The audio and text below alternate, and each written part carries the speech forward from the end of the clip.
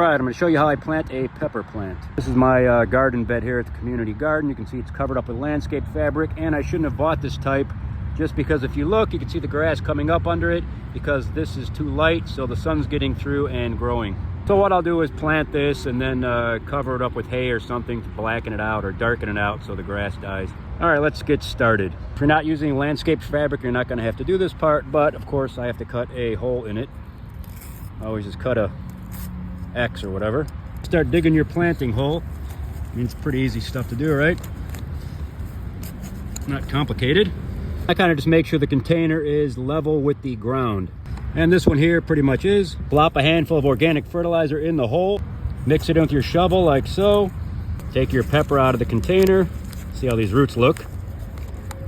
It's pretty soft soil and it fell apart because it was dry, but just put it in the hole and backfill. And if you cover up the stem a little bit on the pepper, that's okay, it won't harm it. I kind of like to just sprinkle a little bit of this organic stuff around the top too and mix it into the soil, like so.